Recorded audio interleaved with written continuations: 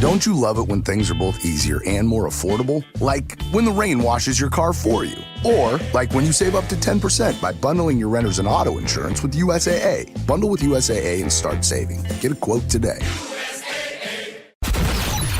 This is the Michael K. Show podcast. I gotta get more K. Listen live weekdays at 1 on 880 ESPN, the ESPN New York app, and your smart speaker. And a good afternoon, everybody. This is indeed the Michael K. Show. We thank you for joining us on this Wednesday. It's January 15th. It's 2025. This weekend, we've got some football, but today we talk some baseball, particularly about Pete Alonso, the free agent first baseman, formerly of the Mets. He's not of the Mets anymore. Could be that he will be again, but at this point, he's not. And we're going to have Andy Martino of SNY on with us at 1:30 to discuss this further. But if you look at the situation the Mets are in, and if you look at the situation that Pete is in, the Mets have all the leverage. So I keep hearing that Pete Alonso and his agent, Scott Boras, have proposed a 3-year contract to the Mets with opt-outs. And that's all well and good. So you could say, well, that's great. It's not a 7-year deal, which is what he turned down and which he's going to regret turning down. I guarantee you that. So when Billy Epler was the GM, they offered him $158 million for 7 years, and he turned it down. He will not get that contract again.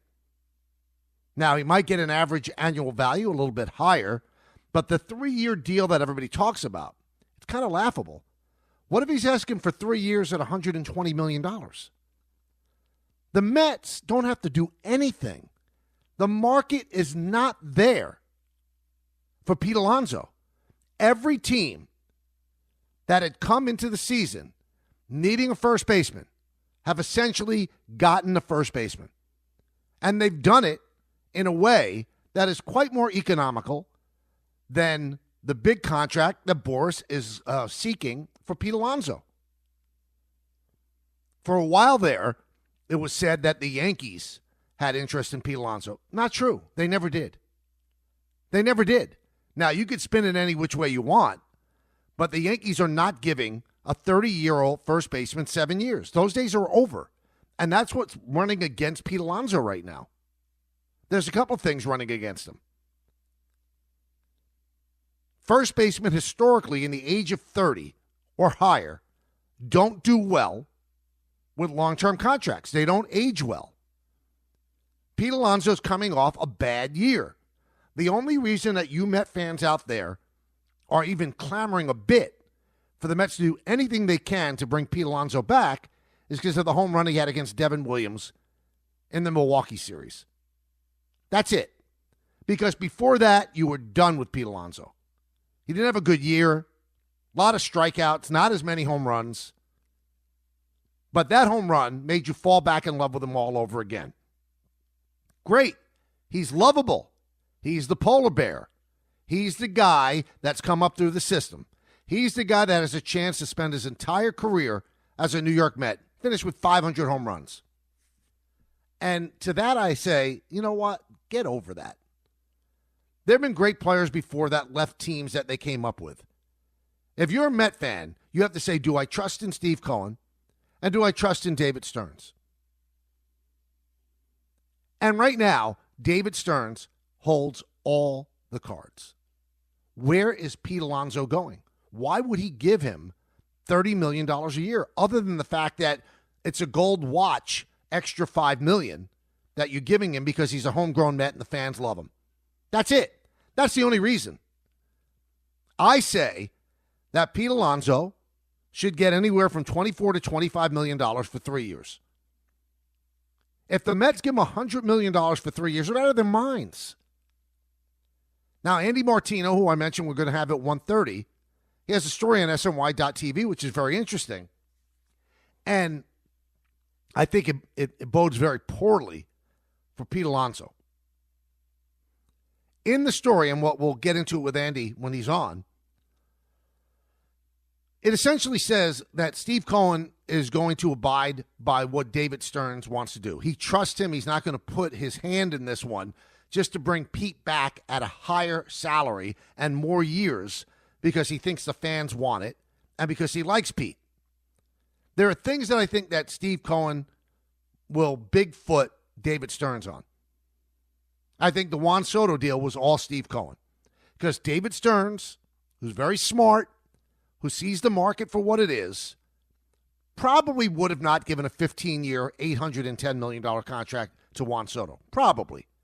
But this was the white whale for Steve Cohen, and he was not going to lose him. And I think David Stearns knew that and probably was part of the rules of engagement when he signed there. And before David Stearns even got there, Steve Cohen also made it a point to lock up Francisco Lindor. Those are the players that he bigfooted his GMs on. Probably the right move. Because sometimes you've got to be irrational to get things done.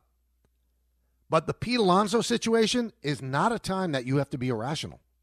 Why would you? Tell me the team that he's going to. Tell me the team that you're bidding against.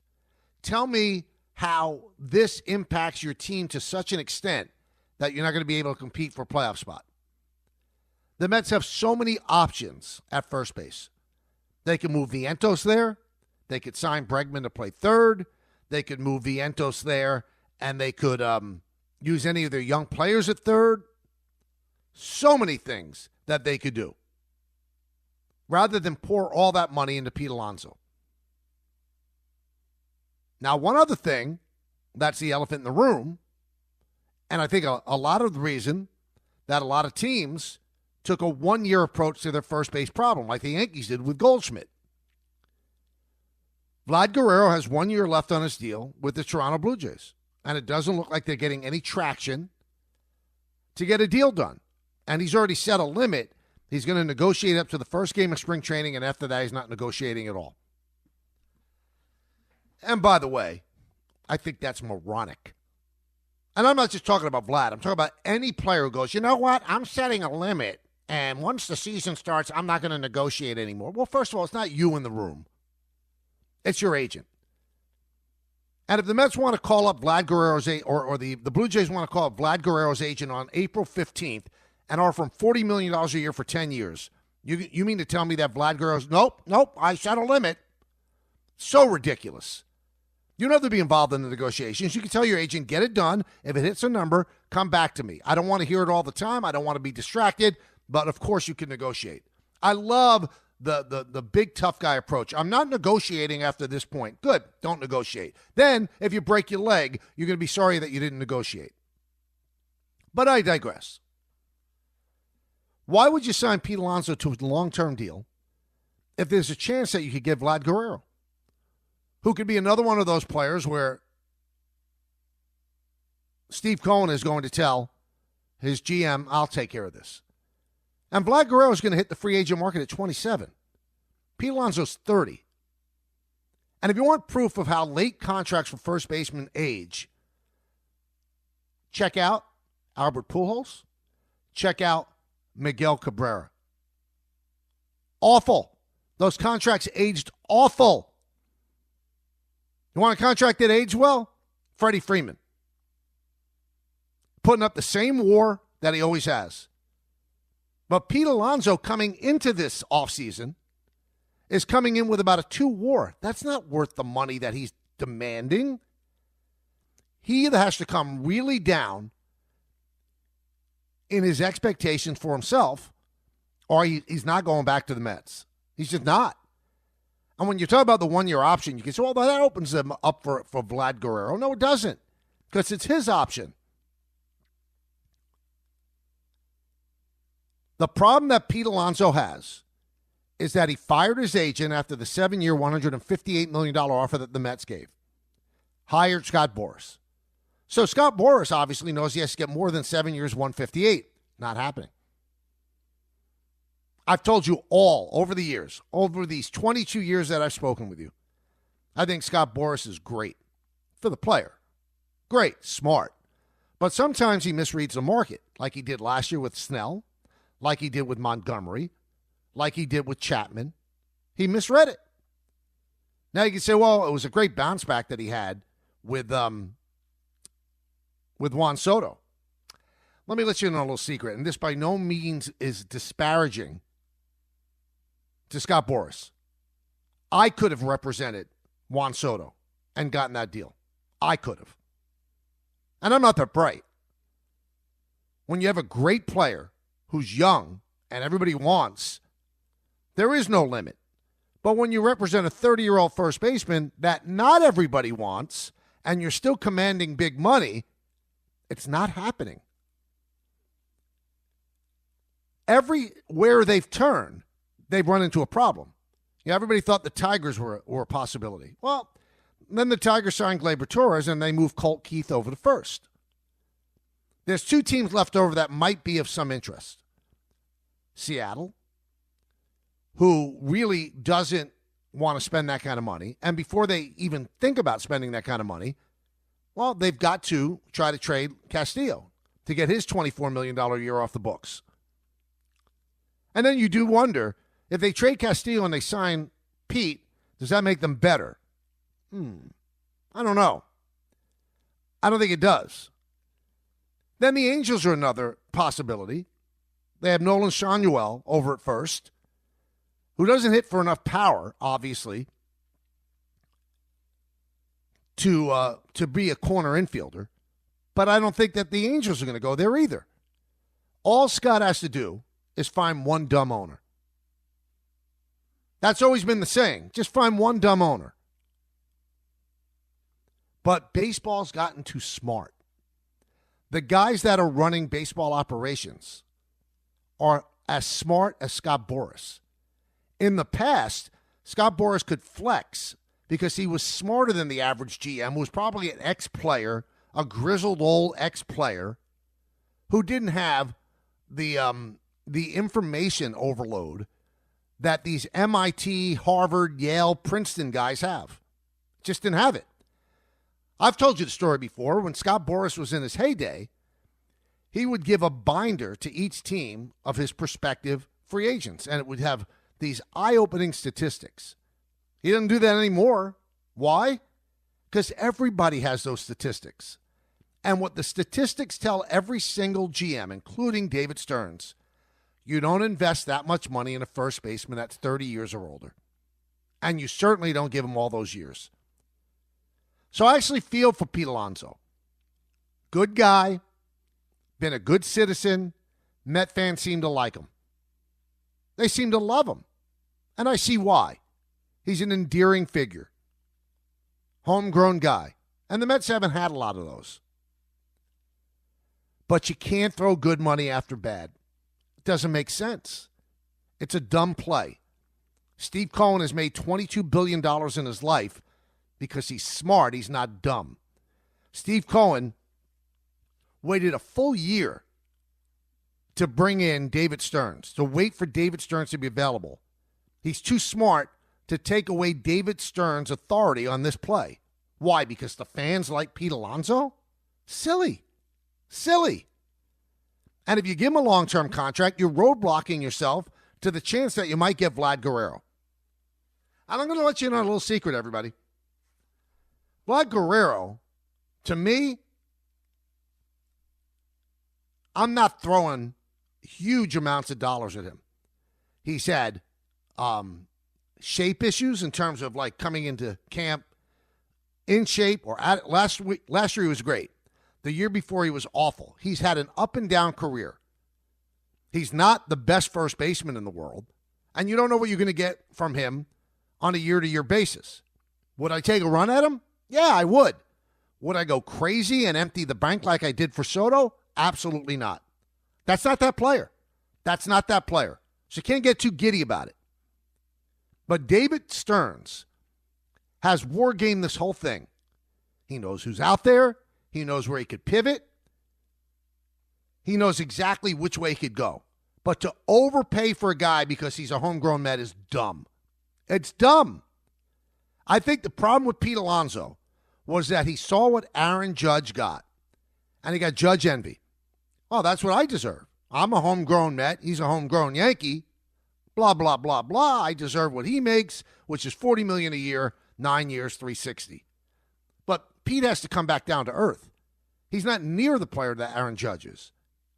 He might be near the power hitter Aaron Judge is, but he's not the average hitter. He's not the on-base percentage guy. He's not the OPS guy. He's not the WAR guy. I think Pete Alonso's WAR last year was like 2.1. Judge's was over 10. He's not the defender that Judge is. He's not the base runner that Judge is. So just because you play in the same city and you're a homegrown guy does not dictate that you get money that's commensurate to what Aaron Judge got. Doesn't make sense. Doesn't make sense to think like that. So I think with all the maneuvering that's gone on, Pete Alonso has put himself into a corner with no place to turn other than to accept a deal that's far under the one that he turned down at 7 years, 158. Far under.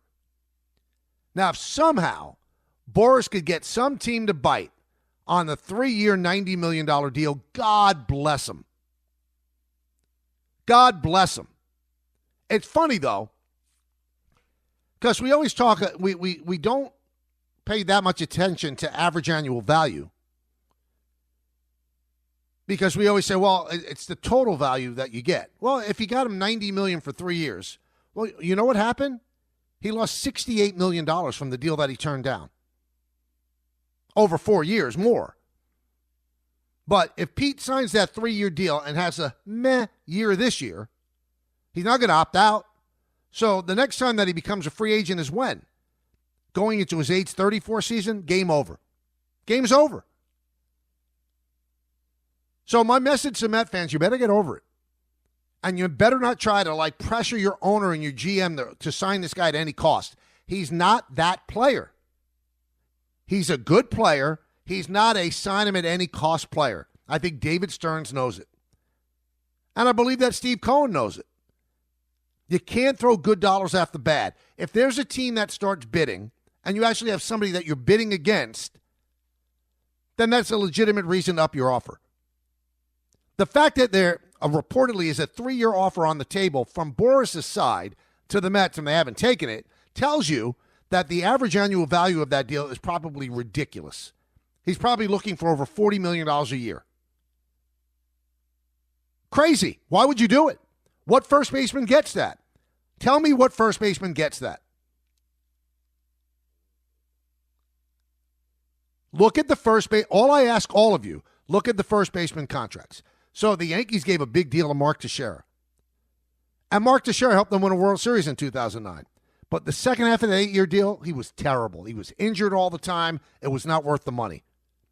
Jason Giambi got a big money deal from the Yankees. I don't know if they would do it again, but probably not worth the money. Probably not worth the money. Prince Fielder got a big money deal.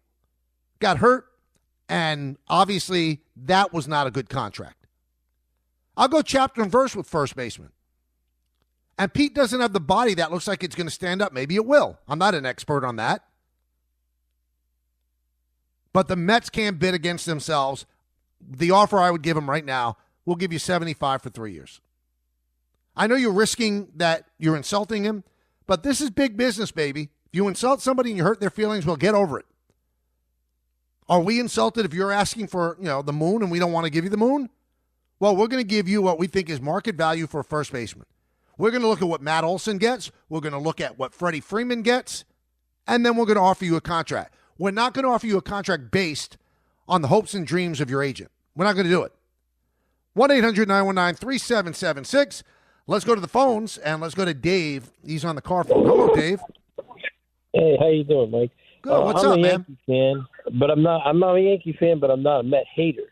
Okay. And I would give Pete Alonso, like you said, he's going to regret the 158. He's never going to get there. I agree with you there. This is where I disagree, okay? This is a George Steinbrenner thing. It's not a Derek Jeter thing, okay? He called Winfield Mr. May.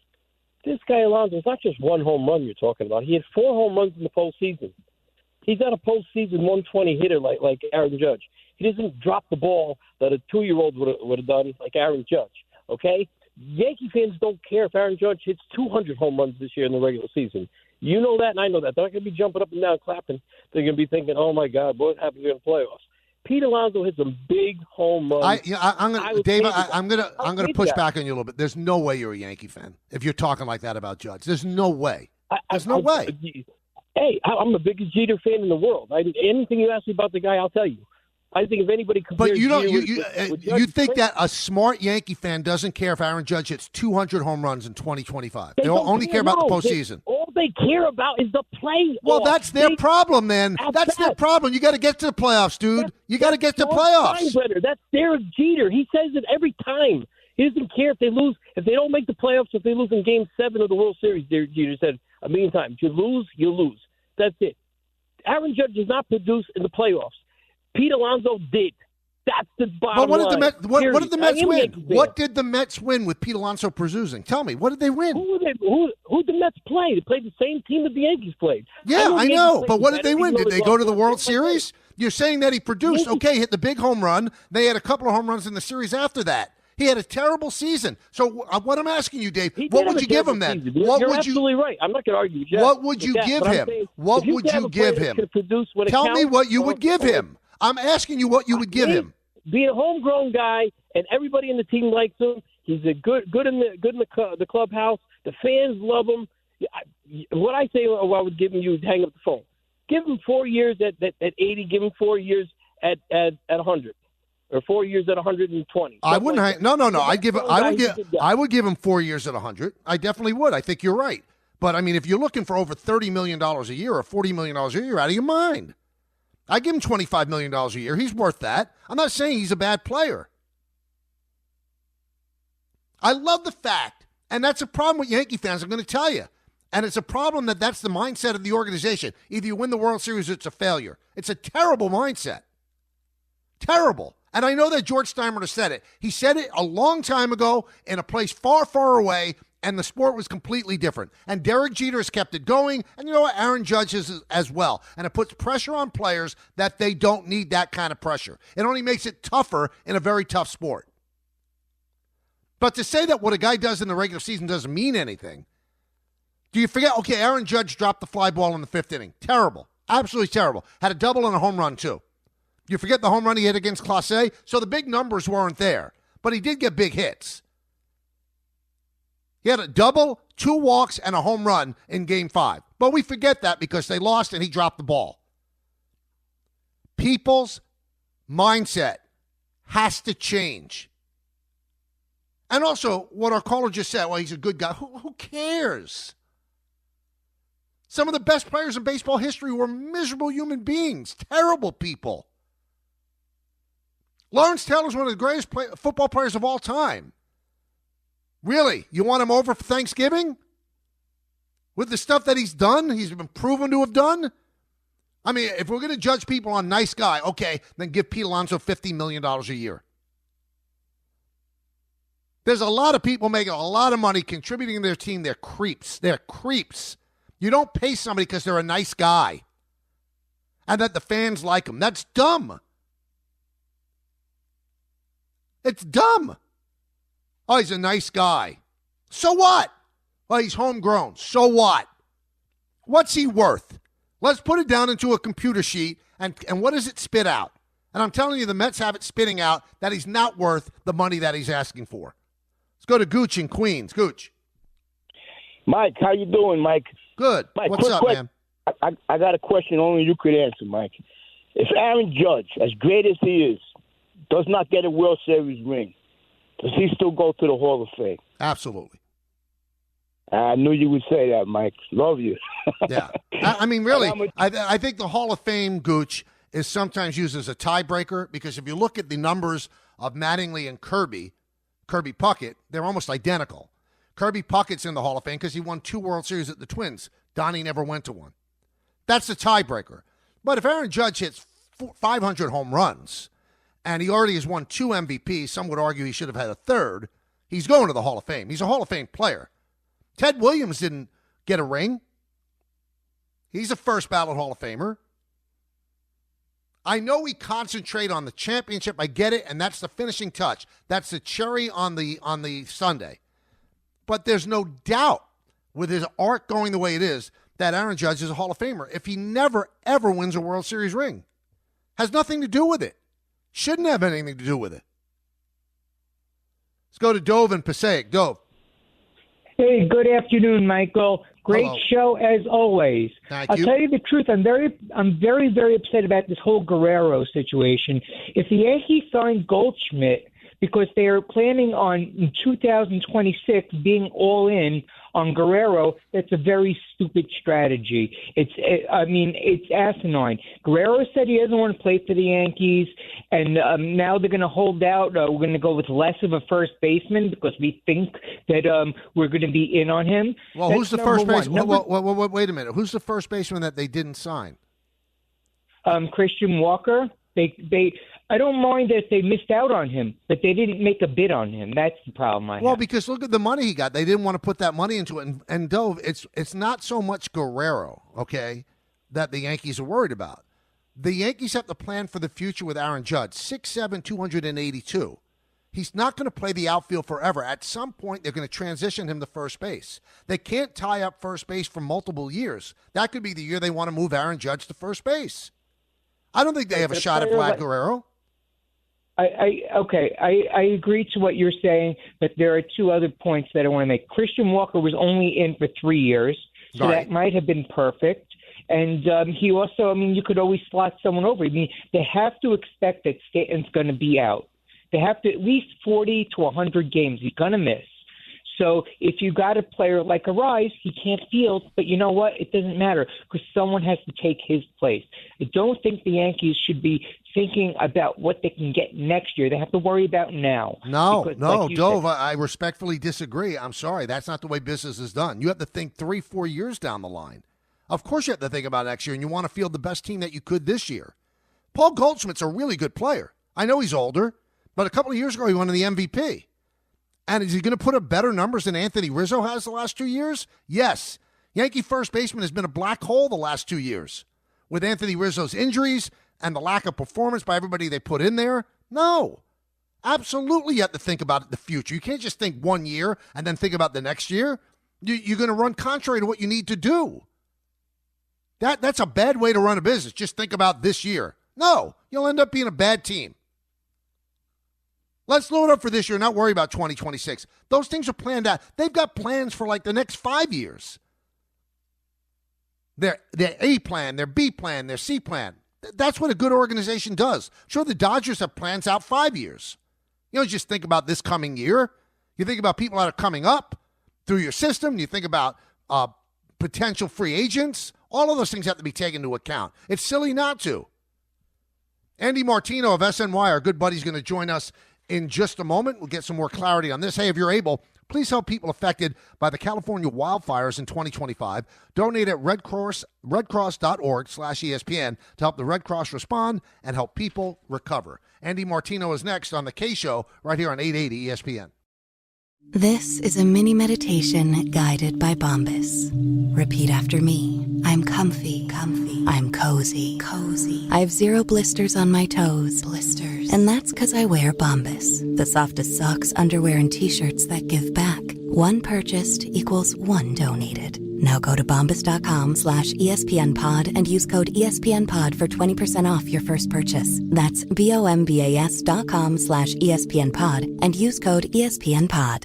Hey, I'm Ryan Reynolds. Recently, I asked Mint Mobile's legal team if big wireless companies are allowed to raise prices due to inflation. They said yes. And then when I asked if raising prices technically violates those onerous 2-year contracts, they said, "What the f*** are you talking about, you insane Hollywood ass?" So to recap, we're cutting the price of Mint Unlimited from $30 a month to just $15 a month. Give it a try at mintmobile.com/switch. $45 upfront payment equivalent to $15 per month. New customers on first 3-month plan only. Taxes and fees extra. Speed slower above 40 gigabytes. See detail. So it's a new year, 2025, and you're thinking, how am I going to make this year different? How am I going to build something for myself? The best time to start your new business is right now, and Shopify is how you're going to make it happen. Shopify makes it simple to create your brand, open for business, and get your first sale. Get your store up and running easily with thousands of customizable templates. No coding or design skills required. All you need to do is drag and drop. Their powerful social media tools let you connect all your channels and create shoppable posts and help you sell everywhere people scroll. Shopify makes it easy to manage your growing business. They help with the details like shipping, taxes, and payments from one single dashboard, allowing you to focus on the important stuff, like growing your business. What happens if you don't act now? Will you regret it? What if someone beats you to the idea? Don't kick yourself when you hear this again in a year because you didn't do anything now. With Shopify, your first sale is closer than you think. Established in 2025 has a nice ring to it, doesn't it? Sign up for your $1 per month trial period at shopify.com/network, all lowercase. Go to shopify.com/network to start selling with Shopify today. Shopify.com/network. Thanks for listening to the Michael K. Show podcast. He's been here a long time, and he's going to be here even longer. Catch the show on demand whenever you want. Just subscribe to us wherever you get your podcasts. Welcome back to the Michael K. Show, everybody, 1 to 3, every Monday through Friday, right here on 880 ESPN, and also you can get it on the ESPN New York app, wherever you may be in the world. We love talking to this guy. Had a really interesting, thought-provoking story on SNY.TV, and that is our good friend Andy Martino, joins us now on the show. Hi, Andy. How you doing? I'm good, Michael. I'm excited about your new time slot. I'm excited to see you loitering in the Yankee clubhouse even more now that you're a little free at that time. So congrats on the new show. Thank you so much. I will be loitering a lot. So I don't know if you just heard the beginning of the show. You're probably doing other stuff, but I think the Mets are in the driver's seat when it comes to Alonso. Yeah. Why overpay? And this is pretty much what you're saying in your story as well. Why overpay when there's nobody there that's bidding against? Yeah, as far as they know, and as far as anybody knows, Michael, that I've talked to, Mets are really the only concrete option for Alonso right now. Now, maybe Scott Boras is listening and would like to call you or me with a counterpoint to that, but certainly no evidence has been uncovered yet that a robust market is developed there. So the Mets can afford to wait and hold the line, which they're doing. I don't have the exact number for you. I don't think anybody does, but I know that they've established what they think is their value and their length, and they're happy to have Alonso back at that level. And they're happy to I don't want to say they're happy to proceed without him. They like him. They do. They really, truly like him, and they really, truly would have him back. But they are comfortable pivoting to other things. I guess that'd probably be the fairest way to put it. Now, I get the sense, I've talked to the guy a couple of times. He looks like a real straight shooter, but I get the sense that David Stearns does not run a team with emotion or heart. It's going to be black and white. Am I right? You know, it's an interesting question because I do think that he certainly has his principles, and he's committed to rationality within those. And one of those principles is you don't give long-term deals to very many players at the beginning of their 30s at all. Frankly, even the Soto contract was probably stretching beyond what he's philosophically comfortable with, but it was just such a special situation in a lot of ways. So in that respect, he's disciplined, but he does have – I've been pleasantly surprised by Stearns in the sense that considering the Harvard background and the straightforward demeanor, he has a bit more of a feel than maybe stereotypically you would think. Like, for example, he lets Carlos Mendoza run his games and doesn't write lineups and believes in separation of that sort of thing and believes in clubhouse chemistry. So kind of yes and no to your question there, Michael. But in terms of what we're talking about, the fact that the Met fans are like asking me when we see them on the street, and I'm sure asking you too, like, are we going to get Pete? And there's like a passion there of like, please get Pete. Stearns is definitely distancing himself from that particular emotion because he wants to do what he thinks is best for the Mets. And having Alonso back for more than a few years probably isn't what he thinks is best for the Mets. Now, it does beg the question about Steve Cohen, who I believe sometimes does lead with his heart just a bit. But in your story, the thing that jumped out, he's pretty – I can't say wiped his hands because that sounds very cold, but he's letting David Stearns run this show, and he's not going to step in and go, we've got to sign the guy because Met fans like him. Yeah, I thought that was interesting to put it up high in the story too, Michael. So there's been this, I think, question of at some point is Steve Cohen just going to say, come on, David, just give him what he's asking for, bump it up a couple million, whatever, it's Pete. And all indications are that that's not going to be the case. And that's not really a way to do business with an agent, right? I mean, Scott Boras is good, really good at developing relationships with owners, other than and having someone to talk to other than just the GM over the years with plenty of teams.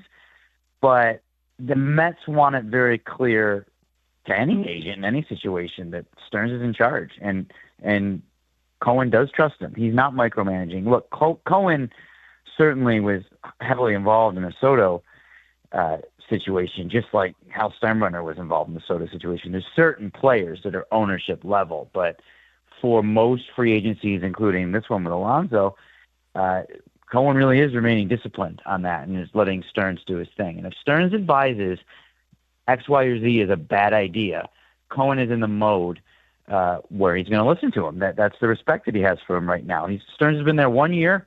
They won, and the two of them have a good, trusting relationship right now. Let's talk about possible landing spots, because if it was a game of musical chairs at first base, a lot of those chairs have been filled. So what exists for him right now? The Angels, the Mariners, the Reds need a first baseman, but I don't think they're going to spend money. The Tigers look like they're committed to Colt Keith at first base, but that would be, I would think, a lukewarm commitment. So where's the possibility there? Well, these are the questions that everyone's asking, right? That what you just laid out is why I agree with you that the Mets are in the driver's seat here. We could play out some of these scenarios, like Boras has landed some of his more challenging free agents with the Giants within the past year or so, like Matt Chapman and Blake Snell, although that was a different Giants regime, but, worth noting. I believe the Reds just said publicly that because their TV deal was resolved favorably to some extent, they have a little more money to spend than they thought. Do they have $25 to $30 million for a first baseman? I don't know that. But when you said the Reds, that's a development there. The Red Sox have always heard that the Alonso camp seat is a really good fit. And his wife's from New England, and the ballpark that would probably work for him. But obviously they have Tristan Casas, and although they've been rumored to trade him, it feels like the idea of trade Casas, sign Alonso, that's a lot of moving parts, especially as deep as we are in the offseason. So that's a long way of saying I agree with you that there's no other natural fits. The guy's obviously going to play Major League Baseball next year for somebody, but it is hard to figure out exactly for whom, if not the Mets. Which is, by the way, for all this doom and gloom on the subject, I should say, all this is a way to back into the fact that I still think it's a fit that makes sense and has a good chance of happening. Do you believe, because I think this, and we're talking with Andy Martino of SNY here on the Michael K. Show, I believe that he will regret a long, long time turning down 158 over 7. I don't think he'll ever get close to that again. Do you agree or not? It seems like it. Certainly he's not getting close to it right now. Sometimes Boras has had success with the short term leading to the long term, like with Matt Chapman or Snell. Those two guys we talked about before, where the Giants gave those soft sort of like pillow contracts to at first. Other guys like Cody Bellinger are still on that short term contract. So I would say with Alonso's profile, through no fault of his, he's a 30-year-old bat first corner guy, and as we know, those aren't the guys that get paid a ton right now. So yeah, I'd say 158 is a pretty high target for him right now for the next 7 years for sure. All right, so let's pivot just a bit. There's still work to be done, and I'm not going to go freaking out on January 15th. Although the Mets got the big score by getting Soto, can you make the argument that they are not, a sure thing to make the playoffs in a loaded National League right now? Because there's still more work to be done. I look at their pitching staff, and it leaves me kind of and they still have the bat to replace an Alonso if they don't bring him back. Do you think they're better than they were last year, or about the same, or worse? Better is a tough one for that, because they had that weird lightning in a bottle magic last year, which really did propel some of that late season stuff. So that's going to be hard to rebottle, right? So to be better, that might be tricky. I like what they've done with the rotation, but I don't think anyone could love it. And Stearns and his people have a track record of doing well on mid-range kind of pitching acquisitions. But I agree with you that there's a lot of holes still to fill. Now, fortunately for Mets fans, they're still going to fill them. I think they're going to be really active between now and opening day, between now and spring training. I think you're going to see a reliever potentially at the top end of the market, like a Tanner Scott or a Kirby Yates, and maybe another guy. I think you're going to see certainly another bat, whether it's Alonso or somebody else. And part of their impatience to resolve Alonso is like, all right, can we pivot here to another bat?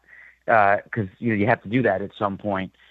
There's the absolute Hail Mary, unlikely, but still out there possibility that the Jays don't sign Vlad Guerrero and the Mets can try to make a move there. That'd be probably into spring training if that really got concrete. So there's a lot left that they can still do, and they still will do a lot. I think unlike the Yankees, who I think you probably agree have done their heavy lifting for the most part, the Mets haven't quite finished the job yet. They know that.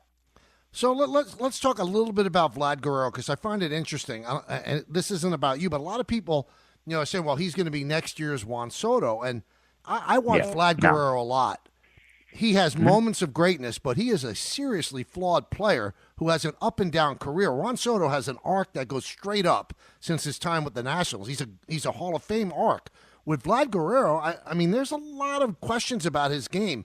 Do you think that everybody's going to be falling over themselves to get Vlad Guerrero next year? Not necessarily. I agree with you. I agree with everything you just said.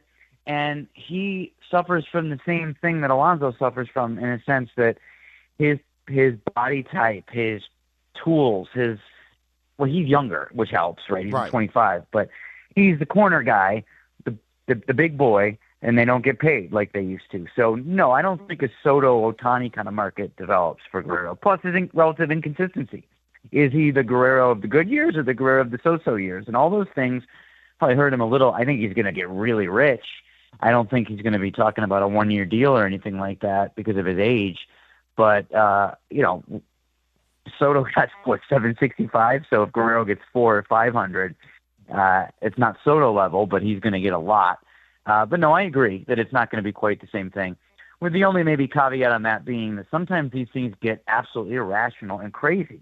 Like, even Soto, this isn't to knock Soto, but is Juan Soto worth like double what Aaron Judge is worth? You're certainly in a position to answer that.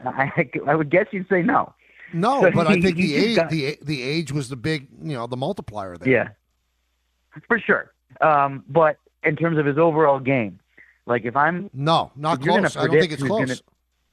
Right, I agree with you. Not even close, because he gives you the best at bat Soto that you've basically ever seen. But the entire set of the 5 tools does not match Judge's.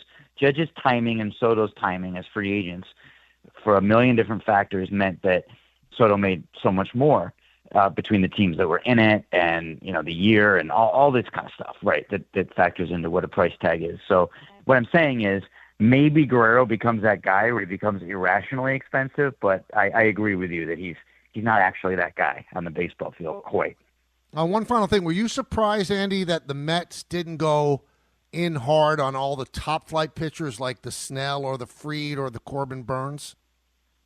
I'm not, Michael, because what I'll be surprised by is if Stearns ever once does that in his entire tenure as Mets, president of baseball. He is so, we've done his philosophies before and his discipline. He's so philosophically averse to really long-term deals for pitchers, especially ones getting into their 30s.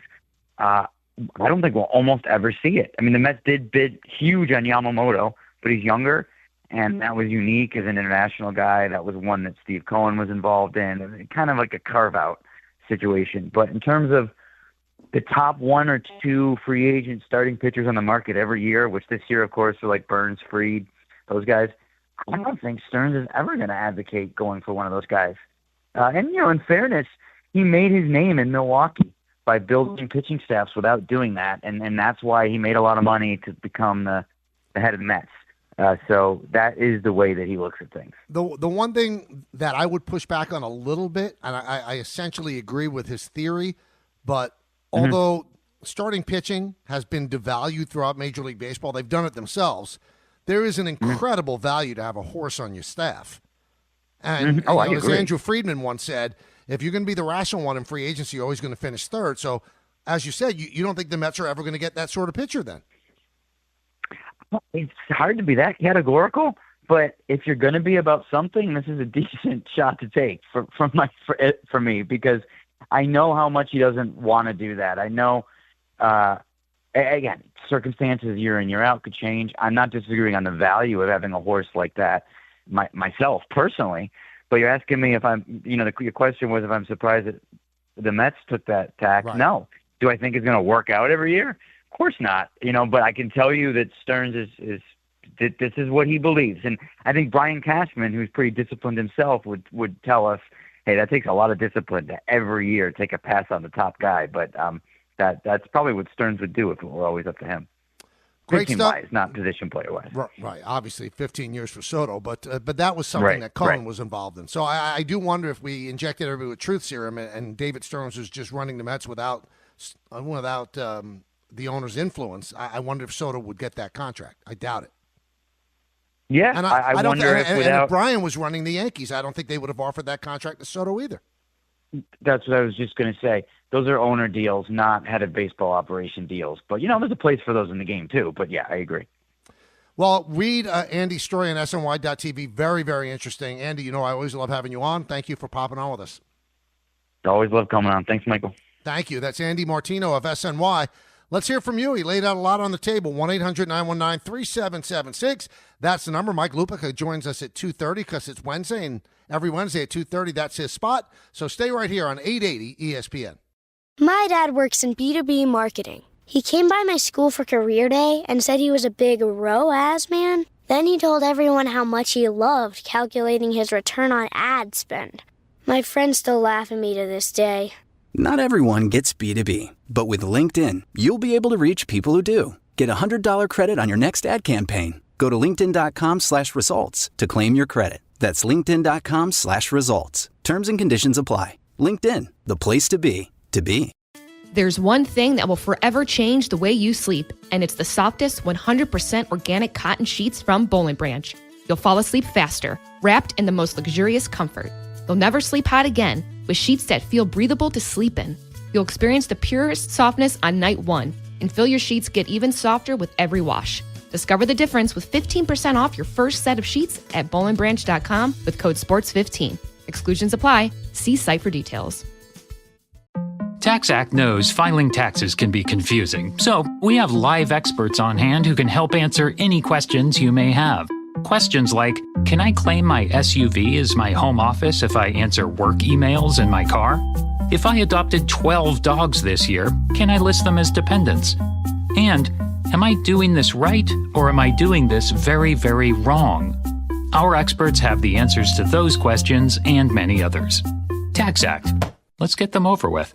Thanks for listening to the Michael K. Show podcast. He's been here a long time, and he's going to be here even longer. Catch the show on demand whenever you want. Just subscribe to us wherever you get your podcasts. Well, if you're able, please help people affected by the California wildfires in 2025. Donate at redcross.org/ESPN to help the Red Cross to respond and help people recover.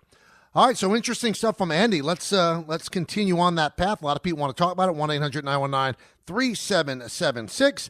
Let's go to Mike in Brooklyn. Mike. Hey, how you doing, Michael? Good. How are you, Mike? Good to hear from you. I'd like to just thank you. When are you going to be back on TV? Doesn't look like that's going to happen, Mike. It's going to be a radio show. Lord. Yep. Yeah, I know. I miss watching you guys on TV. To go to Judge, Judge automatically goes to Hall of Fame for breaking the record, right? Well, I mean, Roger Maris broke a record. He's not in the Hall of Fame, so I don't think that's. I think the 2 MVPs, and maybe if he wins another one, and just his overall greatness will get him to the Hall of Fame. The record is nice, but that doesn't confirm you going. I mean, Mark McGwire broke a record. He's not in there. Now there are extenuating circumstances with him, but even if Mark McGwire was clean, I don't know if he would get into the Hall of Fame. Barry Bonds would have gotten into the Hall of Fame without suspicion of PED use, but there's no suspicion with Judge. And the 62 home runs is special, but Roger Maris is not in the Hall of Fame, and he broke Babe Ruth's record. Let's go to Dan in Morristown. Dan. Hey, Michael. Long-time listener. Love the show. Thanks for having me on. Thank you so much.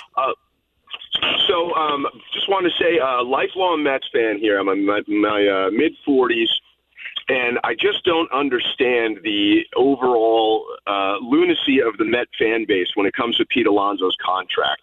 I go online and I see all these things about, like, you got to sign him now. What do you do? And pay him whatever he wants. And it's like, no, man, he was offered a more than fair contract last year, which he turned down. Now, maybe it had something to do with what you said with the Judge jealousy. Maybe Scott Boras was in his ear a little bit too much.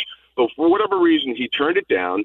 He bet on himself, and them's the breaks. You're going to have to take what you can get now. And I would like to have him back, but you don't throw money at a guy when nobody else seems to be even remotely interested. I think you said it very well. I also think that the Mets would be a more complete team if they got him back, but I don't think you just throw money at him because fans want you to. Fans are irrational. The fans is short for fanatic. They're not thinking long term. They're not thinking how it fits into the scope of the entire team and the future of the team. They're not thinking that way. They want what they want. It's like a child. I want that candy, even though I'm going to throw it up in 2 hours. That's what I want. And I've said this over and over. It's an old saying. I'm not going to take credit for it, but you listen to the fans, you're going to sit with them. I think the Mets want him back. I don't think that is questioned at all, and they should. Because right now, what kind of protection does Soto have in the lineup? He certainly doesn't have Aaron Judge. So do you want him to walk 200 times and never do any kind of damage? You need somebody behind him that's going to protect him. Pete Alonso could be that guy, but at the Mets' price, because it doesn't make sense to throw good money after bad. Tell me the team that's bidding for him. Scott Boras has my number. Scott Boras will hear everything that I just said.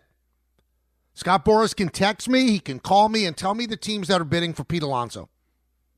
Maybe I'm completely wrong. Maybe he's found an owner out there that's willing to pay the big money that he's looking for. I'm not seeing it. And obviously the Mets aren't seeing it. Now there's one small thing that has to be worked out.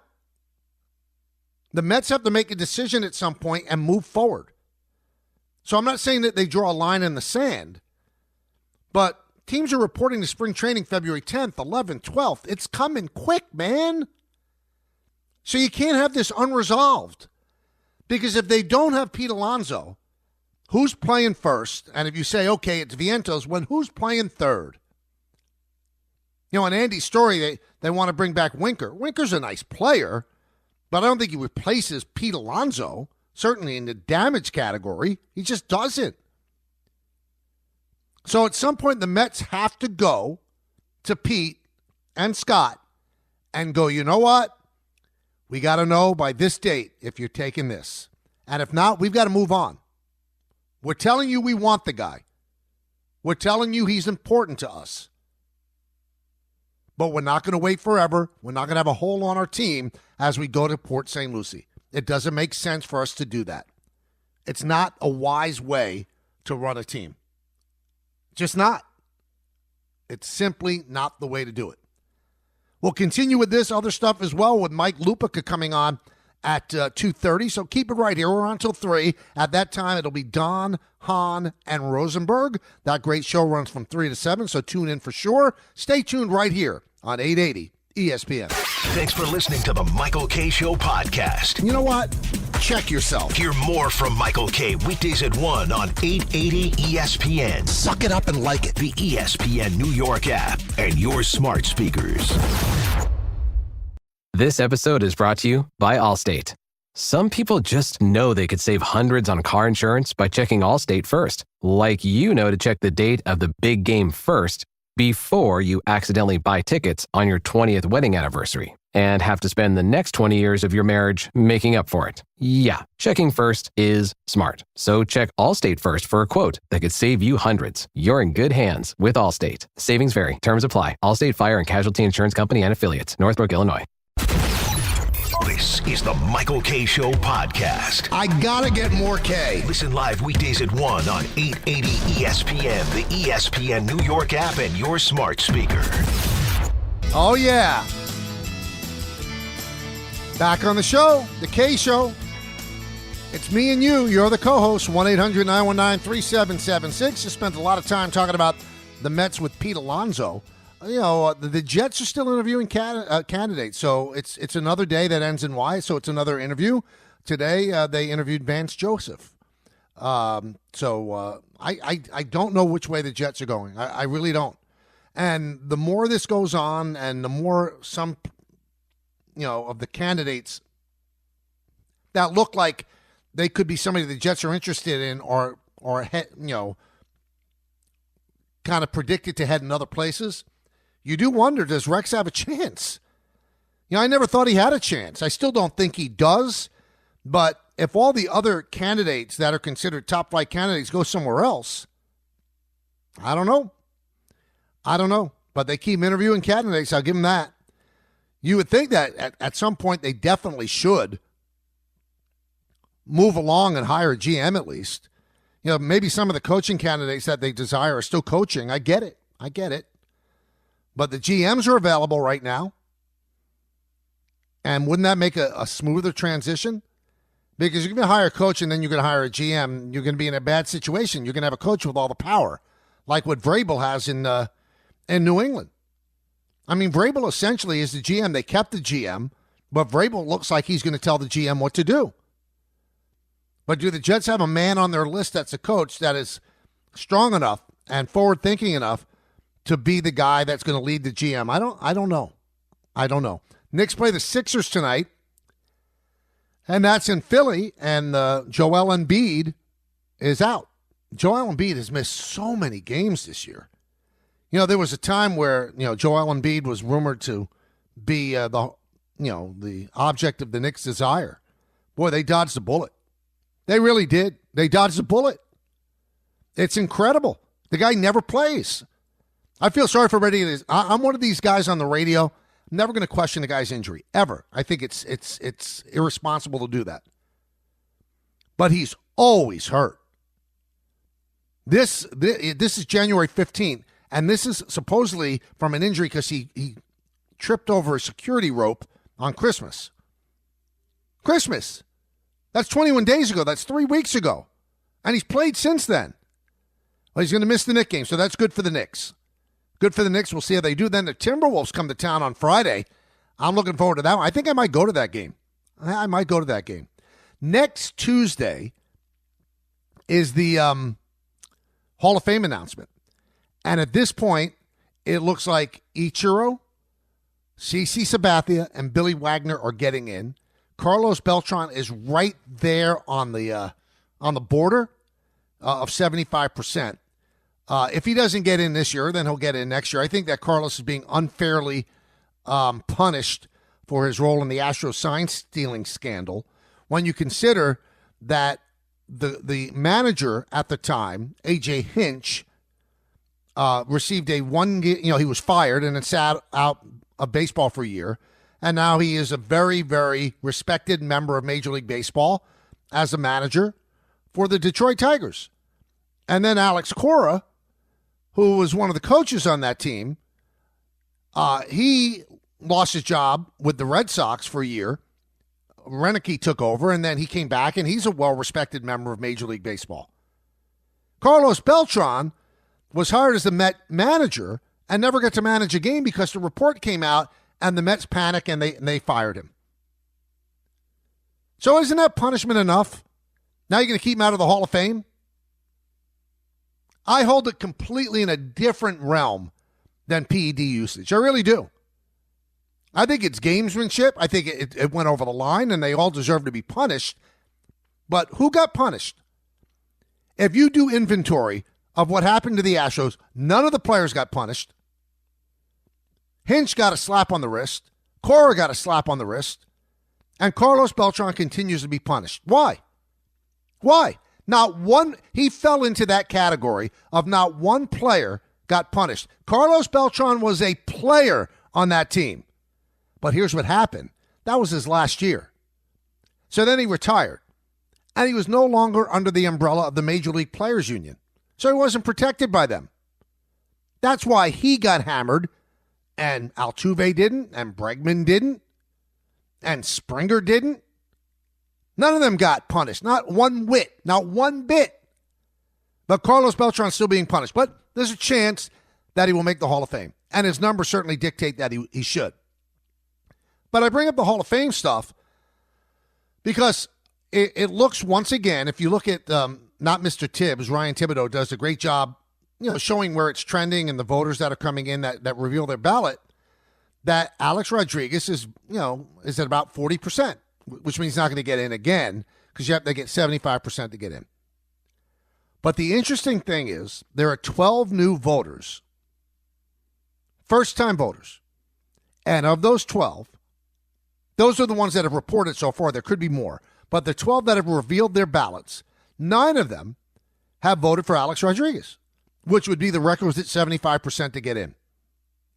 So that would lead you to believe that over time, the younger voters don't care about PEDs, and they will let in the Bonds and the Clemens and whatever. But unfortunately for Bonds and Clemens, their time on the ballot is over. You get 10 years on the ballot, it's over. So the only way they get in is a special committee, and I think it's less likely there. For Alex, the clock is ticking because he has 6 more years after this of eligibility. And I don't think that the voting body is going to turn over to younger voters that totally that he will get up to 75. But I'd love to do a psychological study of why younger voters don't care about PEDs, but older ones do. What's behind that? And I'm not saying one side's right and one side's wrong. I don't have a vote. You have to be a writer for 10 years straight covering a team to get a vote. And I was a writer for 7 years straight. And then I got the Yankee radio job, so I never got the vote. If I had a vote, I'd have a hard time with it, but I probably, where I would draw the line, if you failed a test, which Clemens and Bonds never did, or if you got suspended, which Ramirez and A-Rod did, I would not vote for you. I would have a hard time, though, delineating Bonds and Clemens, though, because they never failed a test. Now, it would seem that all the proof that people have, if it's proof, I put that in quotes, would lead you to believe that they did partake in PED usage. But to Clemens' credit, he has fought this through the courts, and he has won every time. So he still insisted he did nothing wrong. That would be tough, whether or not I'd vote for them. Trying to think of me having that vote, I probably wouldn't. But I definitely would rule out somebody that was suspended or failed a test.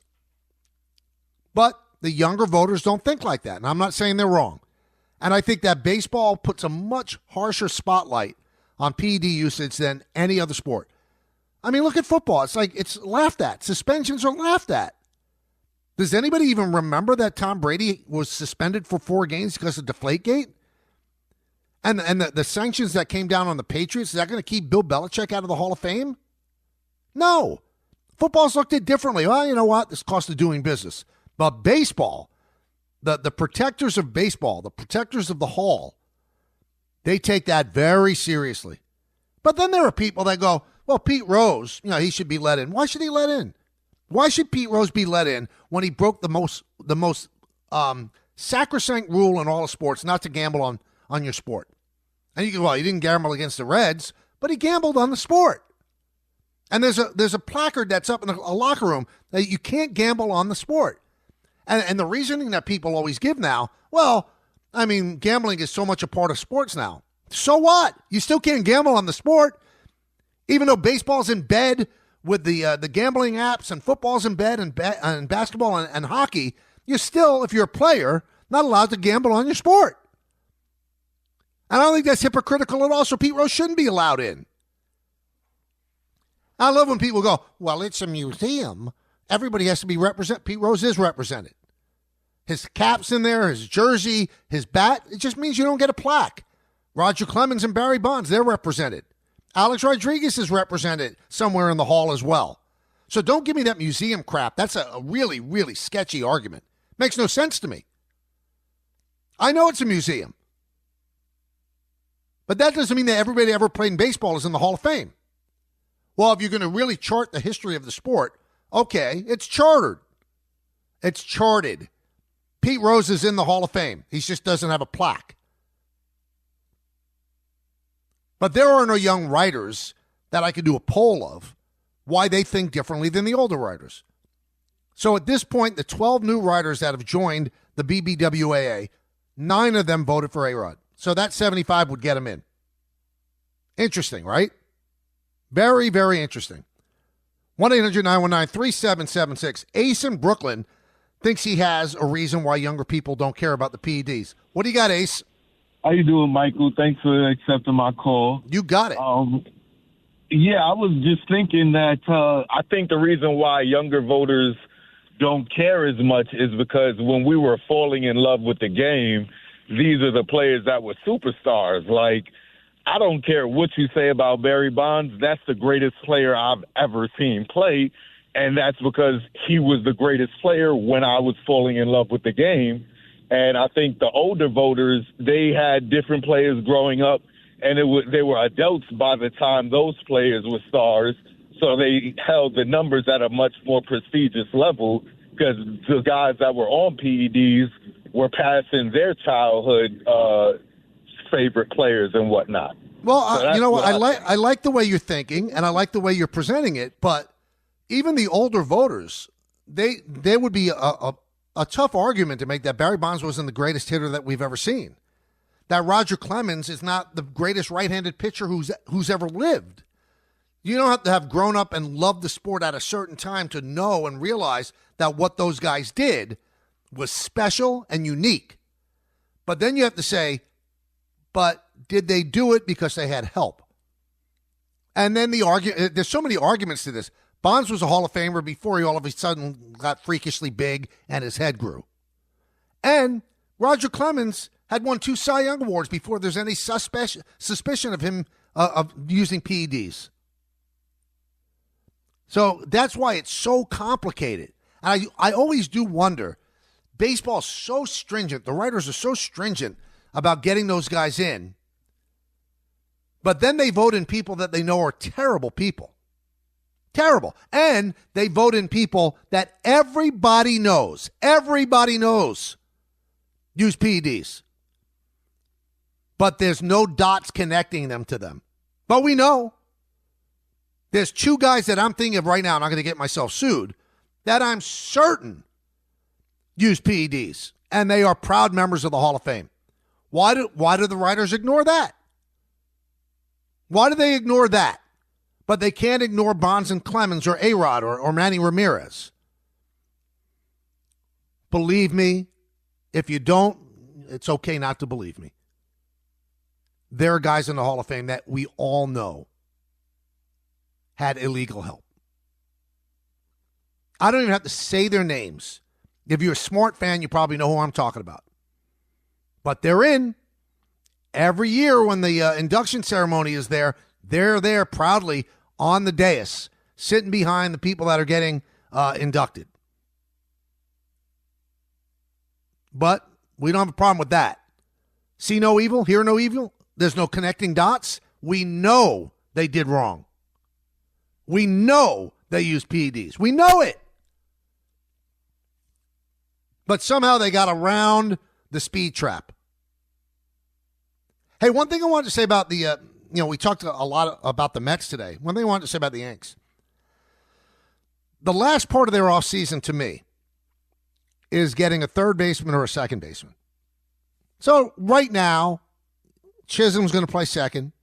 Third base is probably going to be a combination of DJ or Oswaldo Cabrera. Okay. I've said this before. That's like the old Bubba Crosby to me. Oh, Bubba Crosby's going to be the center fielder. Until we sign Johnny Damon late. Well, something has happened that I think solves a problem for the Yanks. Ke'Bryan Hayes, Charlie Hayes' son, who signed to a long-term, very, very reasonable deal with the Pirates, has asked to be traded. Ke'Bryan Hayes is a defensive magician at third base. His hitting is not what it should be, but he's obviously not happy in Pittsburgh. I talked to Charlie when the Yankees were in Pittsburgh a couple of years ago, and he was like scratching his head about some of the things they do in Pittsburgh with the hitters, whatever the case may be. And now it comes out that Ke'Bryan has demanded a trade.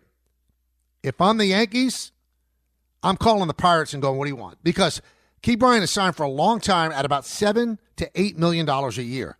A bargain for a player that produces the defensive run saves that he does at third base. A bargain. Now, the Yankees are right under the threshold.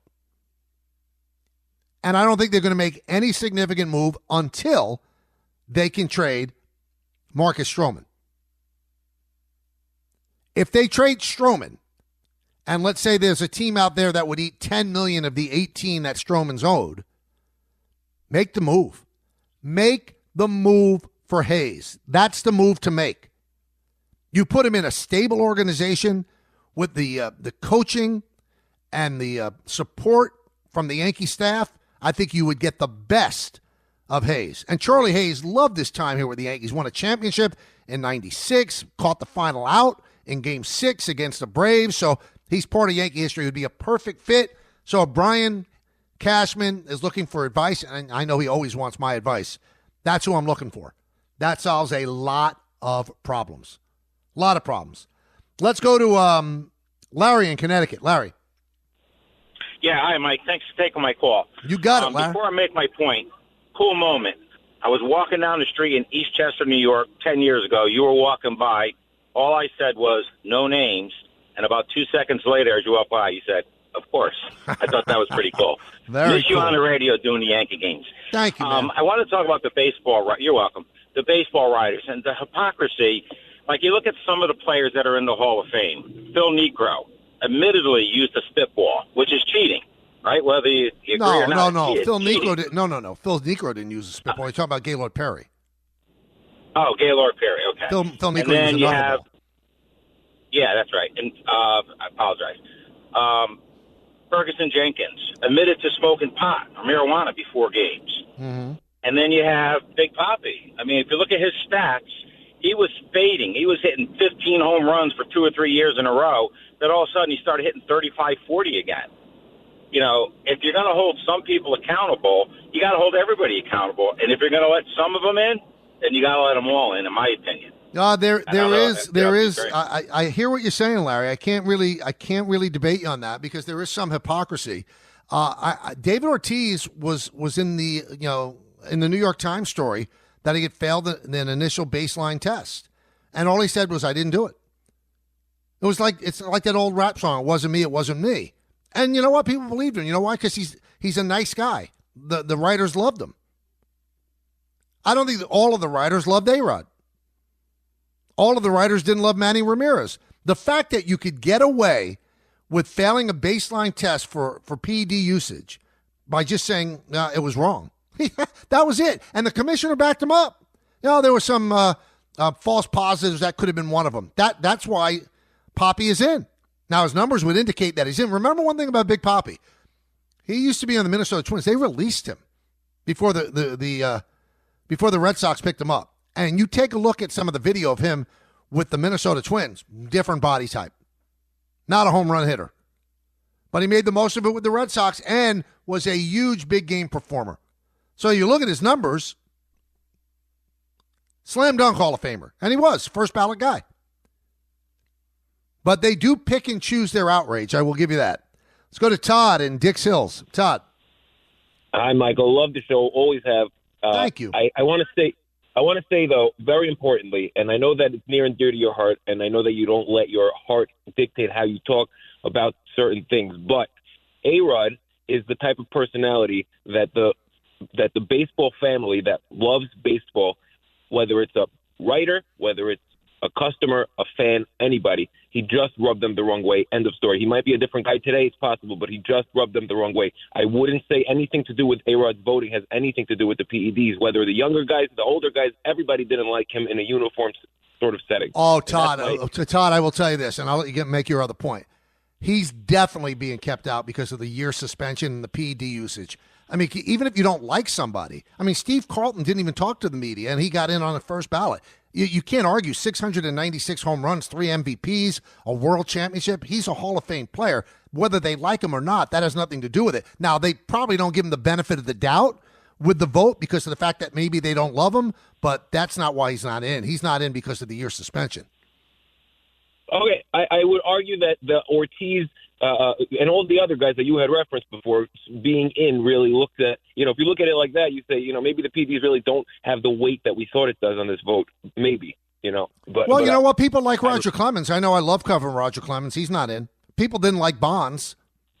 So I'm not sure. Right. I think PED connection has something to do with it. And the guys that are in, we all know they did PEDs, but there's no connection. So, understood. I have a question for you, which you would be able to answer because I know you speak to Scott Boras. Maybe he mentioned it to you, or maybe you heard it somewhere else. But is it actually the case that Alonso is really not getting offers from other teams? Because we knew the Giants were going to be involved. We knew some other teams were going to be involved. It seems crazy to me that none of the other teams are above, let's say, $100 million for him. And I guess the question is if that's real or if there's a way to sort of really prove that, what Andy Martino was saying. Well, I mean, Scott's not going to say that there's no bidding because that would ruin his leverage that he has with the Mets. But if you look at the teams that needed first baseman, the Astros, the Yankees, all the teams that needed first baseman, they've made their move already. They got their first baseman. So, I mean, that's eliminating chairs in the game of musical chairs. It just is. So I think sometimes you overplay the market or you overplay your hand and the music stops and there's no place to sit. I think the most obvious place for Pete Alonso to sit is in Citi Field at first base. But there has to be a number that the Mets agree with. And until Scott Boras could produce a team that is willing to offer more money than what the Mets, I don't even know if the Mets have made an offer, but what the Mets seem willing to spend on him, then the Mets shouldn't budge. Why should they? Let's go to Tony in Orange County. What's up, Tony? Hey, Michael, how you doing? Good. How are you? Good. So I have a question, and whenever I talk to my friends, I bring this up when we get in a conversation about PEDs. So the writers don't let certain players in because of PED or PED suspicions. However, they'll let managers in that had players on their teams who use PEDs, like a Joe Torre, like a Tony La Russa. Why is that okay? Because I guess that they could, Tony, the only thing I could tell you, I haven't spoke to each writer why they do it, but I think the managers have plausible deniability. I didn't know he was doing it. I mean, everybody probably knew, but the commissioner of baseball during the explosion of PEDs, and the Bonds and the Sosa and the McGuire magic, McGuire and Sosa battling for the home run title, the guy who benefited the most was Bud Selig. As the sport came back from the strike, the 1994 canceled World Series, and he's in the Hall. Bud Selig's in the Hall of Fame. So I just think that as long as you have plausible deniability, they're going to give you the benefit of the doubt. But when a player doesn't have plausible deniability, the writers will not give them the benefit of the doubt. But you're right. There are managers that benefited from players using PEDs. And if you believe Jose Canseco, he's saying that 50% of the players, more than that, use PEDs. But it's like the people that speed all the time on I-95. You're not classified as somebody who speeds unless you get pulled over. Unless you get pulled over. A lot of people don't get pulled over. A lot of that so-called over 50% never got pulled over. And some of them are celebrating a weekend each year in Cooperstown and have their plaque in the plaque room at the Hall of Fame. Unfair? Yeah, maybe it is. Let's go to Hav in Clifton. What's up? Hav? Hello? Hello, how you doing? Oh, sorry. Yeah, no, my name is Jazz. So I was confused. Oh, sorry. No, it's all good. So I just had a question about, you talked about a little bit about Hayes. Do you think, what if they did end up trading for him, what do you think is a fair deal like the Yankees would do as far as not being an overpay? And a second question is, if they did do that, do you think that would be enough to be competitive against the Dodgers as far as go head to head? Because I think they are the best team in the AL with or without making another move. And lastly, sorry, as far as Dominguez, do you think this is a make or break year for him? Thank you. I don't know, make or break, but I mean the Yankees definitely need him to be the player that they have always thought he was going to be. He's an important part of this team. He's going to be the starting center fielder. He might be the leadoff hitter.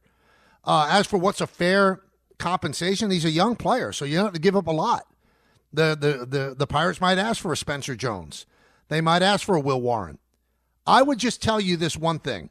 There are a lot of deals that die on the vine because you don't want to give up prospects.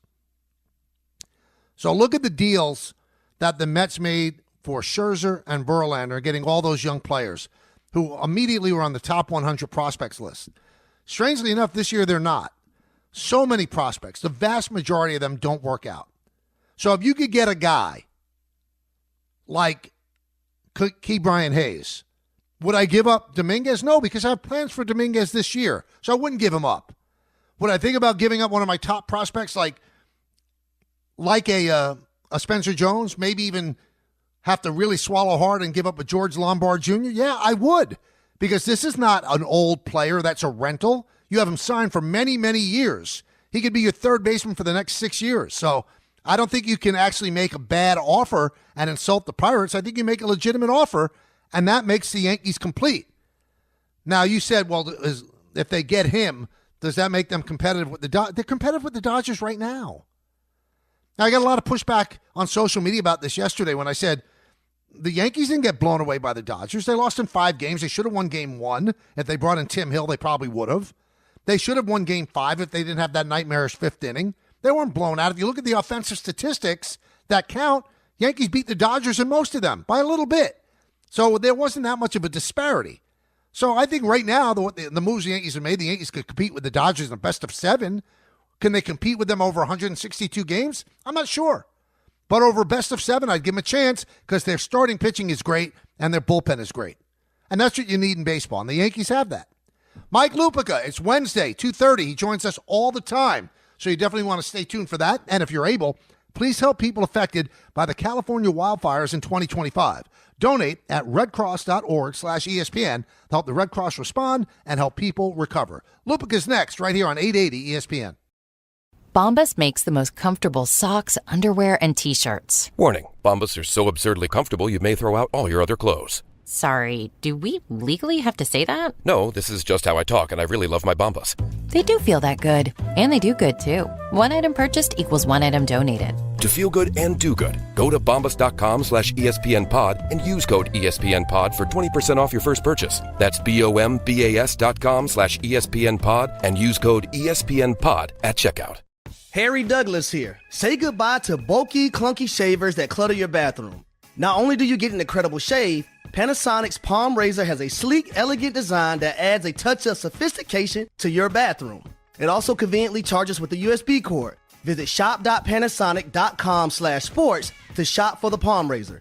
Use promo code HARRY for 10% off exclusively for ESPN radio listeners. That's shop.panasonic.com/sports, promo code HARRY. Hey there, Ryan Reynolds here. It's a new year, and you know what that means. No, not the diet. Resolutions. A way for us all to try and do a little bit better than we did last year. And my resolution, unlike big wireless, is to not be a raging and raise the price of wireless on you every chance I get. Give it a try at mintmobile.com/switch. $45 upfront payment required, equivalent to $15 per month. New customers on first 3-month plan only. Taxes and fees extra. Speed slower above 40 gigabytes on unlimited. See mintmobile.com for details.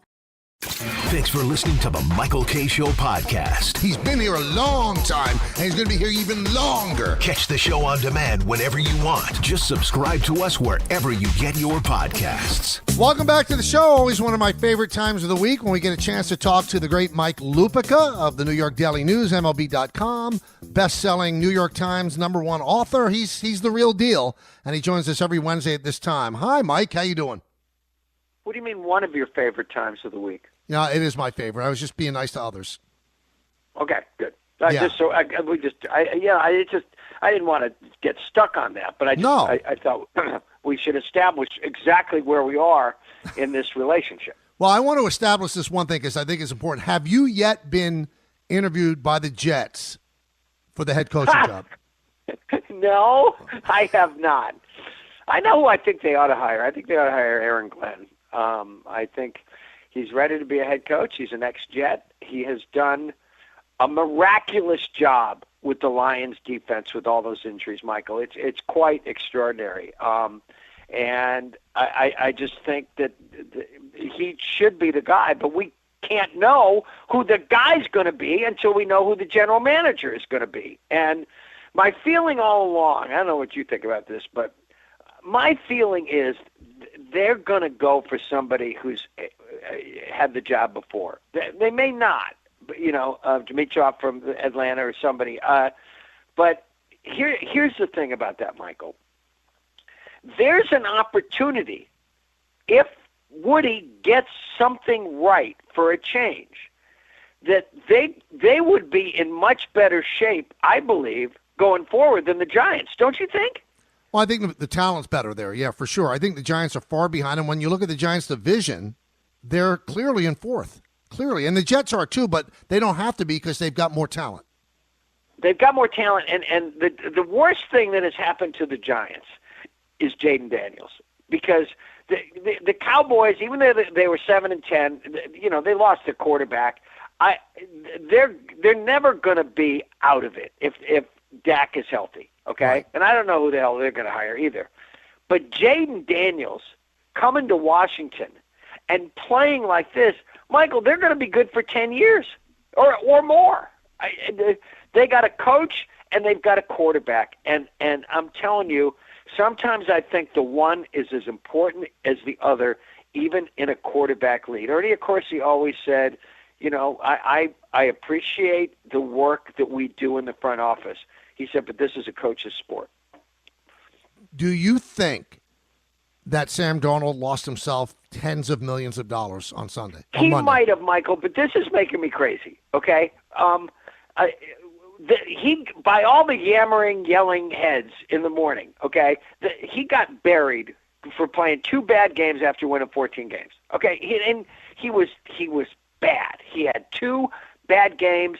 He had no time to throw, but he held the ball too long when he did halftime. Okay, so we saw the games. We know what happened. Okay, but he got buried, this kid, after throwing 35 touchdown passes on his way to 14 wins. Michael, how did Justin Herbert, who is one of the fair-haired boys of the sport, how did he look against the Texans? But nobody dropped a safe on him to the extent that they dropped it on Sam Darnold. Has he cost himself money? Yes. Do I still believe he's going to be attractive to a team that doesn't have a quarterback? Absolutely. The piling on for Darnold, to me, especially in light of I'm not saying Herbert got a pass, but nobody jumped on him the way they jumped on Darnold was pretty amazing. But I'd push back on this. Herbert has not had the past failures the way that Darnold has. So we thought that Darnold had turned a corner with the 14 wins, and then he lays an egg in 2 of the biggest games of the year. He just didn't play well. I know he didn't have time, and quarterbacks need time, but he really looked lost. He had that wide-eyed, I'm seeing ghosts look, and I think that's going to concern people if they want to get a quarterback. I keep hearing, well, the Giants might sign. Why? Why would the Giants sign Sam Darnold? Michael, what would everybody have been saying about Sam Darnold in the moment if he'd been the quarterback of a Chargers team that lost a playoff game to Jacksonville that they were, what were they winning, 35-7? I forget what it was. Like, but that was more the coach than him. I understand, but I'm saying that these things always they don't happen in a bubble. They happen in context. So this Herbert and Darnold are about the same age. I'd have to check. Maybe Herbert might be actually older than he is, but I'm not ready to write him off. 3 weeks ago, Mike, he was being carried around the locker room by his teammates. And they were giving him $50 million a year. Absolutely, I agree, but I think he's lost that now. I don't think he's going to get $50 million years, but I also don't believe that we have to abandon him to history's scrap heap either, because he played 2 bad football games. All right, this is something that's always bothered me. I'm very interested to get your take on it. Players demand things. Players quit. They want to be traded. And the GMs and the owners always seem to give in to them. Do you think that Pat Riley should, and do you think he will give in to Jimmy Butler? Pat Riley, I believe, is 80 years old at this point. Mm-hmm. Which, Michael, by the way, isn't as old as I used to think of. Me neither. It's like when you hear somebody, pass away at the age of 88, and people would say, well, he's had a good long life. I said, well, not if you're 87, you know. So do I? But I think Pat, he's not going to die on this hill. He's Pat Riley. He'll still be Pat Riley after this is over. But I'm with Frankie Isola on Jimmy Butler, Mike. How can you be playoff Jimmy if you've never won a championship? Right. How does that work? Is that self-designation? Did he call himself Playoff Jimmy? And by the way, if he's not on the 17th hole on the back nine, I think Jimmy Butler is moving up on 14 or 15. I know what you're asking me, okay? Are you willing? How much of your season are you willing to sacrifice not to give in to this guy? Okay, right. And that's the question they're asking, because guess what? If they can do something, I don't know what they can get for him. I don't know how the money matches up with teams that might be interested in Butler. They're in that scrum in the middle of the Eastern Conference. They haven't. It's going to be very difficult for somebody to fall out of things in the Eastern Conference. I mean, my God, the Knicks are way closer to the Pistons than they are to the Cavaliers. Right. And so this is a tough one for Pat, because, listen, Pat always seems to find a way to improve things for his team. And, even though they have not been great the last couple of years, this is a team that went to the finals. So I don't. It was interesting to me from the start with Pat how aggressive he was to come out and say, I'm not trading this guy. Right. Okay, before we got anywhere near the trade deadline. I mean, he said that a month ago? And so it's always the question, how much of your season are you willing to push to the middle of the poker table to win a stare down with one of your players? Mike, it's a great question, and I literally don't know the answer to it. And the thing that gets me, Mike, is that every time you give in, like the Nets gave in to Kevin Durant, they gave in to Kyrie. Then you embolden others to do the same thing. What I would do as a GM, and why I'm not a GM, I'd say you either play for us or you sit and rot and never play again. But nobody ever does that. Nobody ever does it, Mike, and you're right. Every time it happens, you think another greedy angel gets its wings, And it always reminds you, when you're talking about how it just diminishes the whole process. It's like my dear friend, the great Arthur Ashe, once described John McEnroe's tennis game. A nick here, a nick there, and pretty soon you're bleeding to death, okay? Yep. And that's what you're talking about here. But they never do that because they always think they're going to get something back, except, the Nets keep getting stuff back, but they never get any better. All right, so I've been talking about this. I want to get your take on it as well. When you look at the votes that are coming in for the Hall of Fame, it looks like CeCe's going to get in, Ichiro's going to get in, as they should, Billy Wagner, and maybe Carlos Beltran. And there on the bottom at the 40% level is A-Rod and Manny Ramirez, the same level that Clemens and Bonds ended at. And then there are 12 new voters that are being tabulated so far that just came into the BBWA. And of those 12, Mike, 9 of them voted for A-Rod. Right. And it just looks to me like the younger voters don't put that same emphasis or that scarlet letter on the guys that did PEDs. Why do you think that's so? I think, Michael, it's partly a generational thing. I think it's partly them wanting to be contrary. I've always thought that Alex was trying not to run out the clock. He was playing the long game here and counting on exactly what you're talking about. Yep. Okay? That there would be enough, but I don't know. See, I don't know enough about the process. Can we assume there's going to be 10 new guys next year, 10 new guys the year after that? I don't think the business is right. He's got 6 more years on the ballot. I think time will run out for him. But if I'm Alex, I come back for one at bat with the Marlins and then reset the clock. Well, yeah, and Michael, here I would say that we're going to get 10 new guys every year, except it's not like the BBWAA is going to continue to grow. It's not like the business is growing, okay? So 10 new guys may be a lot, okay? That may be a lot for the next few years, but I've told you this before. I always thought that was his Hail Mary, that he would play the long game, that the voters would turn over, or something would happen between now and the time he would end up off the ballot. And then of course, someday there's probably going to be a whole new way of looking at it.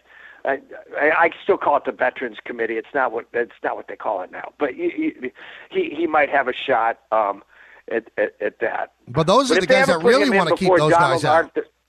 Michael, if they ever put him in before Donald Arthur Mattingly, they're going to have to go through me to do it. All right, one final thing. I talked about this a lot in the first hour. I think that Pete Alonso and Scott Boras have overplayed their hand. I think the Mets are sitting pretty. No one's bidding for Pete Alonso. Nobody's giving him more than probably $25 a year for 3 years. If you're the Mets, are you going higher just because he's a good guy and the Met fans love him? Or do you just stay hard and go, no, this is what you're worth, Pete, and this is what we're going to give you. And if you don't want it, we'll move in another direction. You're 100% right. Boras is overplaying his hand. And, Mike, here's the thing about Boras. You or I could have negotiated Soto's contract, right. Okay? This idea that this was some master stroke of agenting genius, bull. We could have negotiated that contract, okay? But people forget all the guys he screwed up by playing this sort of overplaying his hand game, okay? How did he work out for Jordan Montgomery last year, Mike? He might have wrecked his career, okay? Mm-hmm. And J.D. Martinez, who knows what kind of season he would have had if he had started on time. I am told that he is currently asking 7 years for Alex Bregman. Mike, he's never going to get. Jesus will come back before Bregman gets 7 years. Okay, and so Alonso may have fallen into that. Do I think the Mets may come up a little bit because they are owned by a Mets fan? Yes. Do I think that he does have, obviously, capital because he's being a good guy? And the fact remains, Mike, I don't buy into this narrative that you can't pay a 30-year-old first baseman. I'm sorry. That, to me, is analytics gone wild and not going by what you're seeing. And what we've seen since he was a rookie, I believe only Aaron Judge has hit more home runs in the big leagues. And on top of that, this guy that the implication is he's going to break down. I think in his entire career, Michael, I may be a little off on my math, but not a lot. I think he's missed a total of 24 baseball games. 24 baseball games. In the world of load management, he's missed 20. So as Buck likes to say, he posts up. I still hope that this gets worked out. But every day that it doesn't, they lose leverage. And I'm not sure they had a whole lot to begin with, especially after a guy just got paid $765 million, no matter how much Steve Cohen has. I think his heart may win out at the end. But, it's looking good, Michael. You may have already talked about that.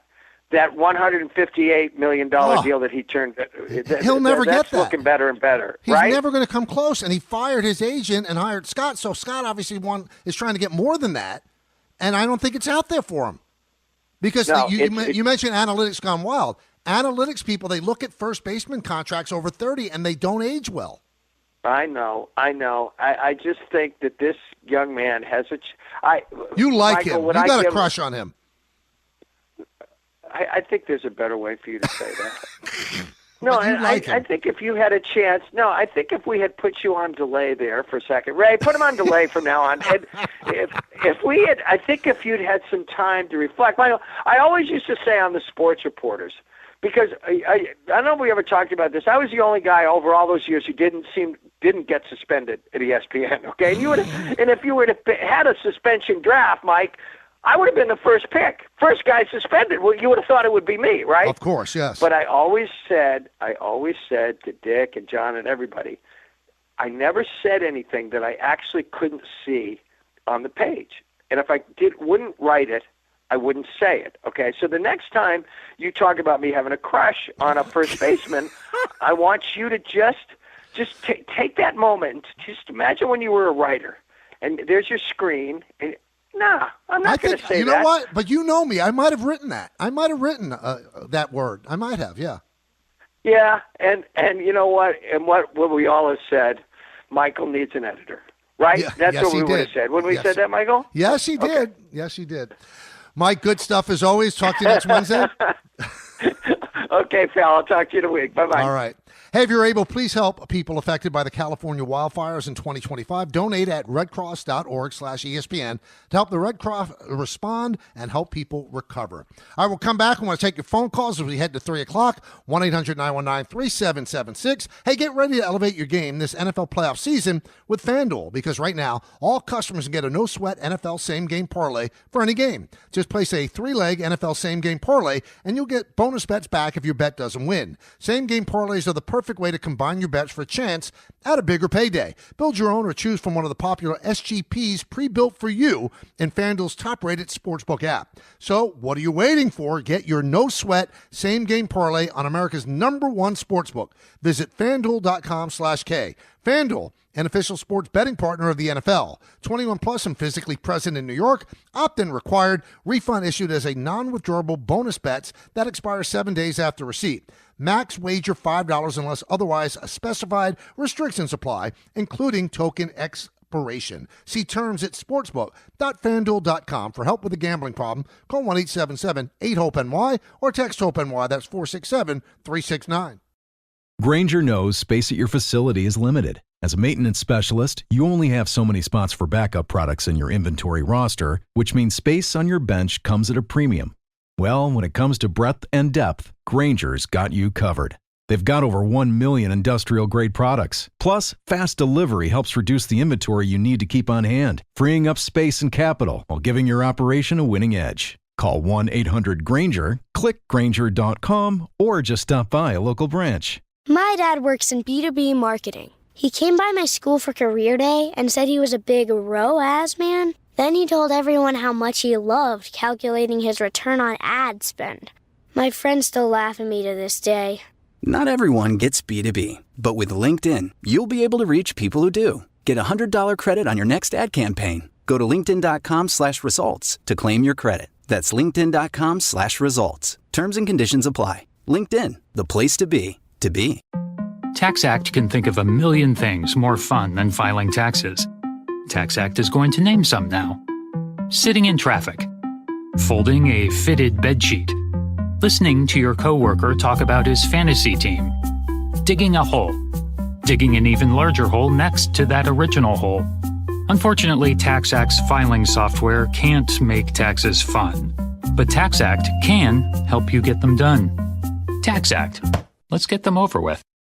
Thanks for listening to the Michael K. Show podcast. He's been here a long time, and he's going to be here even longer. Catch the show on demand whenever you want. Just subscribe to us wherever you get your podcasts. This is Hit and Run. I got a couple before we end the show. So the book that A.J. Brown was reading on the sideline of the Eagles game, Inner Excellence. Get this. You ready for this, everybody?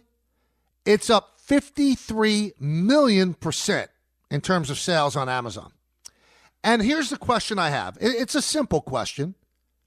I need answers. I don't know if there are answers. Who runs out and buys a book because A.J. Brown is reading it? Who's that person? Not me. Are you that intrigued by what A.J. Brown is reading that you've increased the sales of this book 53 million%? I mean, is he the new Oprah? So any book, I'm going to give him a copy of my Center Stage book. Have him read that on the sidelines. I'll start making money again. People are weird, man. You start buying a book because it was on the sidelines with A.J. Brown. Explain that to me. You know what happened 51 years ago today? Happy Days premiered. And The Older Brother has never been found. For those that don't know, it actually premiered. It was the pilot of it was on Love American Style, which used to be a vignette show. So it was a 15-minute hit. And Richie had an older brother. And Richie had an older brother in the first show, too. Disappeared. Never explained. Never explained what happened to the brother. Ever. I want to know what happened to him. Was he killed? Did Fonzie kill him? Did Mrs. C not feed him? What happened to the older brother? 51 years later, still unanswered. Quinn Evers has said he's going to declare for the NFL draft. There were rumors that he had a $6 million NIL deal with a college, but he's decided to declare for the NFL draft. I don't think he moves past Shedeur Sanders or Cam Ward. I just don't. And by the way, the guy that the Jets fired after 5 games at the Jets 2-3, he seems to be getting interviews. Completed an interview with the Jacksonville Jaguars. And now Dallas has announced that it's going to interview Robert Saleh. Wouldn't it be something if he gets another job? I actually think Robert Saleh could be a good head coach. I really do. I think he's a good guy. I think players will play hard for him. And I think he will have learned something from the failure with the Jets. Be funny, though, if he becomes a success. It's the old Jet poison. Once you get away from the Jets, you actually do better. It hasn't worked for Zach Wilson yet, but it did work for Sam Darnold. And we'll see if it works for Robert Saleh in his next job. The great Don, Hahn, and Rosenberg coming up in just a moment. Please stay tuned for that. It's a great show from 3 to 7. And in the words of Billy Joel, life is a series of hellos and goodbyes. I'm afraid it's time for goodbye again. Have a great afternoon, everybody, and we'll talk to you tomorrow at 1. Thanks for listening to the Michael K. Show podcast. You know what? Check yourself. Hear more from Michael K. weekdays at 1 on 880 ESPN. Suck it up and like it. The ESPN New York app and your smart speakers.